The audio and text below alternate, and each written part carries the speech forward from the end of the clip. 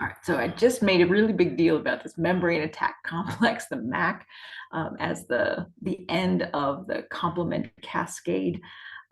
But there are the other features that the complement also does. So some of the proteins, some of the complement proteins bind to the microbe itself and opsonize it. That is, make it easier for the phagocytes to get a hold of it and consume it.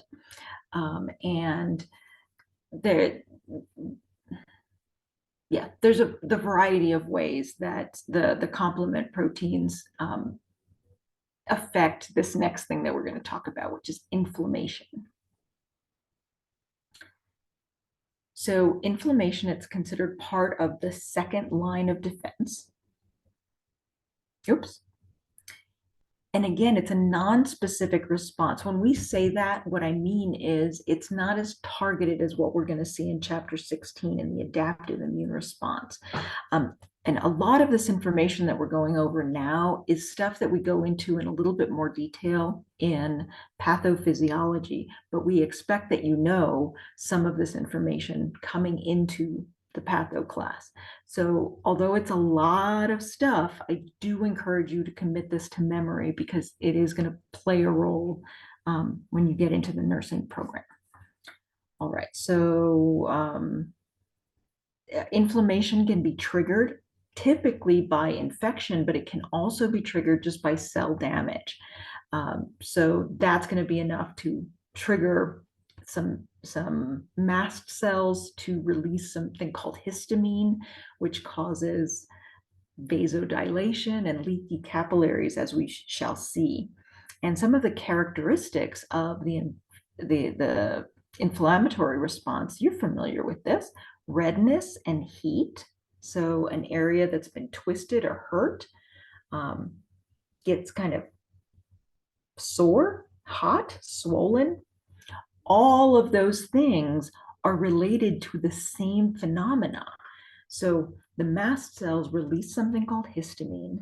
That's going to cause the blood vessels in the area to dilate. That is, they widen, which allows more blood to come through the area. Blood, as you know, is red. And the fact that these tubes are wide open in the area, in the tissue, allows more blood to get there. Now, let me make sure that I'm clarifying something.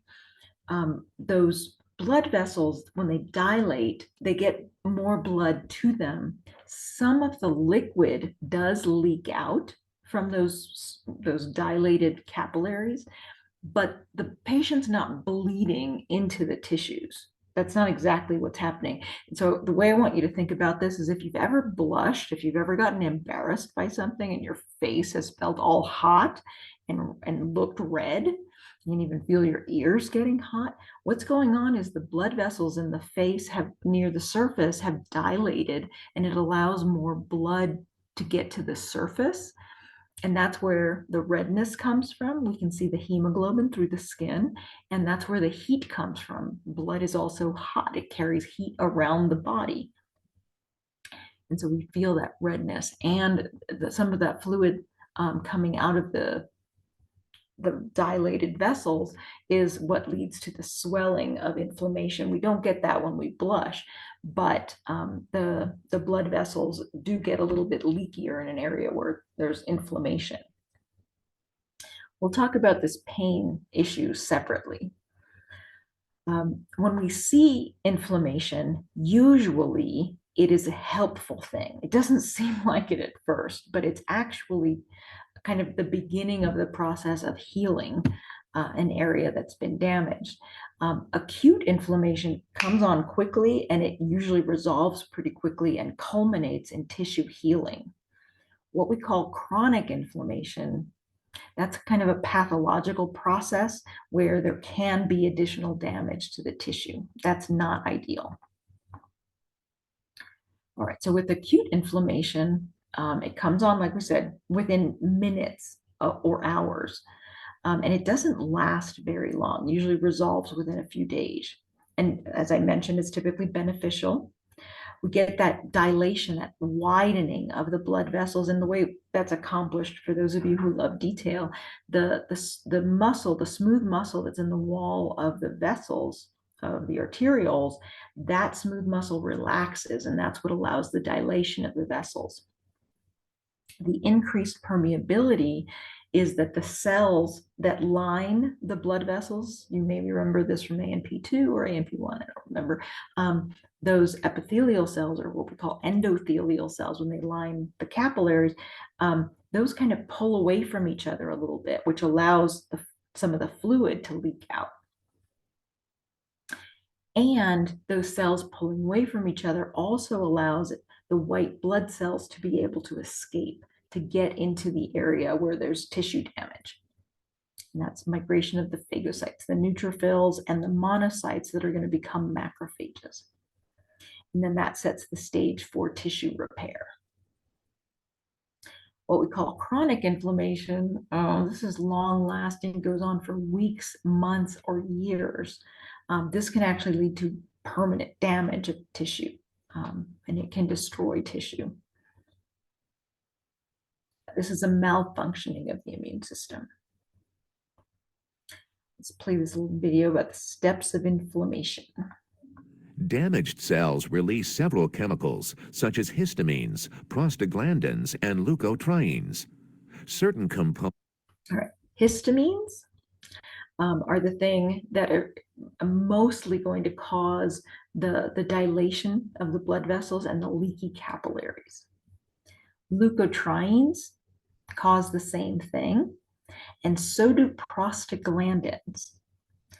The trick is prostaglandins, the one that starts with a P, is also responsible for the pain response. So if you can keep track of that.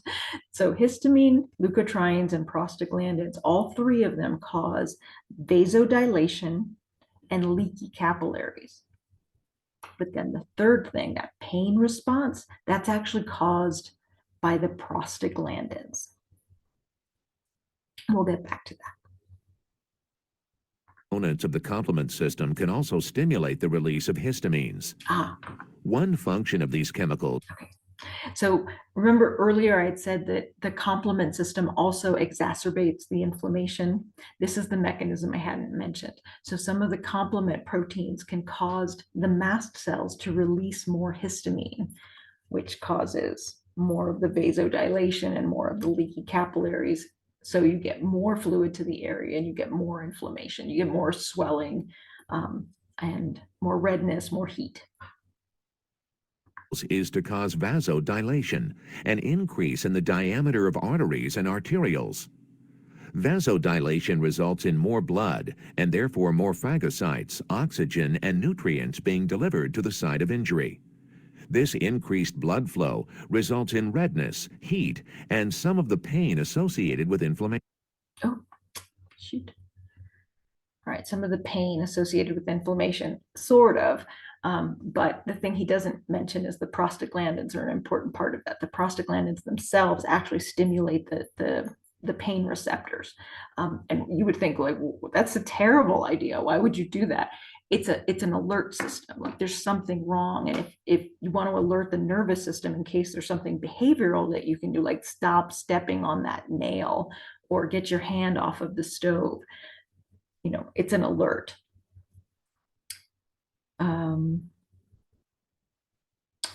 Let's see how far I've gotten in the video. Leaky capillaries. Oh, okay. And then the phagocytes, the neutrophils and the monocytes, they're cruising along inside the blood vessel, but then they get a signal that allows them to causes them to change shape and actually like push themselves out by diapedesis to leave the blood vessel. Also have a direct effect on the capillaries in the area of the injury. They cause the walls of the capillaries to open and become leakier. This allows more fluid to leave the capillary and enter the tissue spaces, causing swelling or edema. The increased blood flow delivers phagocytes, such as monocytes and neutrophils, to the scene. The phagocytes stick to the walls of the blood vessels in a process called margination, then squeeze through the gaps between the cells in a process called emigration or diapedesis. It's like magic. Within about an hour of tissue damage, the phagocytes begin to destroy the invading microorganisms by phagocytosis. After engulfing large numbers of microorganisms and damaged tissue, the phagocytes die, forming pus. Okay, so on most microscope slides that you've ever looked at, white blood cells and red blood cells, the white blood cells always look purple. Why do they call them white blood cells when they're always purple? They're purple because they've been dyed, they've been stained with other dyes so that we can see them better. In reality, the reason they're called white blood cells is when you get massive amounts of them, like you do when you have an infection, you get this collection of white blood cells, and some of them are living and some of them are dead. It looks white to the eye. That's what we call pus, is an accumulation of these white blood cells. That's how many white blood cells are leaving the circulation and going to the site of infection. It's just fantastic. Other components of the blood lead to the formation of blood clots, which seal off the site of injury. The final stage of inflammation is tissue repair. Okay, so that's the piece that I wanted to get back to. Remember all this vasodilation? We're saying more blood to the area, and you're going to get more oxygen to the area, which means you get to make more ATP, which means you get to pay for more of the processes that have to happen. But you just need more materials. You need more amino acids to build the proteins. You need more, more stuff. And so think of this like a construction site.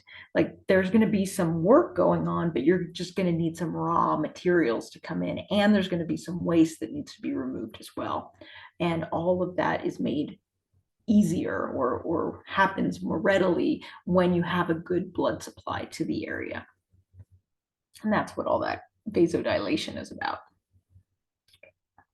The increased delivery of nutrients and oxygen from vasodilation aids in this process. So that's inflammation. And then finally, a thing that prostaglandins are also responsible for. So we said histamine, leukotrienes, and prostaglandins, all three of them, vasodilation and leaky capillaries. There's a third thing you'll learn about once you get to pathophys, but we'll leave it at that, leaky capillary, vasodilation and leaky capillaries. And then we said the prostaglandins were responsible for another thing, P for pain. And then yet another thing is fever. Prostaglandins can help the body start running a fever. So body temperature, typical body temperature in centigrade is about 37 degrees, in Fahrenheit 98.6. And one of the signs of infection is the body is running a temperature higher than that. This is why temperature is one of the vital signs. We take blood pressure and heart rate and all of that, but we also want to know what the body temperature is, because body temperature gives us some information about health. And if the temperature is above 37 degrees centigrade or above 98.6 degrees Fahrenheit, tells us something's going on that might be related to this inflammatory response.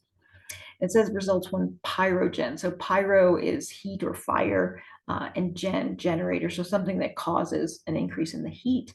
It triggers the hypothalamus. That's where our thermostat is. It causes the increase to the body's core temperature. And there's a variety of different pyrogens that have been identified. And curiously, I did not list prostaglandins here. Prostaglandins are an important part of this, and I'll give you evidence of that. But some other things can do it. Bacterial toxins can do it, and some of the antibody-antigen complexes can do it. The exact mechanism of how the fever runs is not entirely known, but the phenomenon of running a fever, that is very well established. We know that it's a very clear sign of infection or of inflammation anyway. All right, so let's go back to this prostaglandin thing. So remember, I mentioned that prostaglandins did the two tricks that the other two did, but in addition, it had these other two tricks, pain and fever. And to demonstrate to you how important prostaglandins are in both of those processes, I'm going to point out the fact that some medications that you already know before even starting nursing program have a strong impact on both of those things. And these are drugs that we refer to as NSAIDs, or non-steroidal anti-inflammatory drugs. These are things like ibuprofen, naproxen. What those drugs do is interfere with the production of prostaglandins. So ibuprofen that people take all the time to help with pain or to help with a fever, what that medication is doing is interfering with the production of one of these molecules that I'm telling you about. Is so important for inflammation. And so that my point about all of that is that's how important prostaglandins are to this process, and how so much of the phenomena that we recognize as pain and running a fever are related to the production of those molecules. Okay. And now the outcome of a fever. Why would you even run a fever? There are differing hypotheses about this. One of them is that it may inhibit the growth of some microbes, but there's, yeah, except that it also can damage. So the reasoning here, remember the denaturation of proteins. If you heat proteins up, it changes the shape of them and can cook them and make them non-functional. So the idea that people had been proposing was that, oh, well, this much caused the bacteria to not function as well. But it also can damage our cells as well, especially in the nervous system. We worry about having permanent brain damage when fevers run too high. So 98.6 is typical. Running a fever of 101, 102, that's okay. But once it starts to get to 104, and if it gets to 105, we're talking about permanent brain damage. That's why parents are told, don't let your kids' fever run above 104. However, fever, it turns out, can seem to be beneficial, and we're starting to understand that the mechanism by which fevers are beneficial is that those white blood cells, that we think are so important to fighting infection, those cells actually seem to function better at a slightly higher temperature, and that is the real advantage to running a fever. And so when the patient is running a fever but not uncomfortable as a result of it, it might be better to let that fever run to help the white blood cells fight off the infection better. We don't want the patients to be uncomfortable. We don't want them to be in danger of brain damage. But if they can run a low-grade fever, we let them now. And they may help with the process of tissue repair in addition. All right, that is the end of part 4. Hope you have a great week. Bye.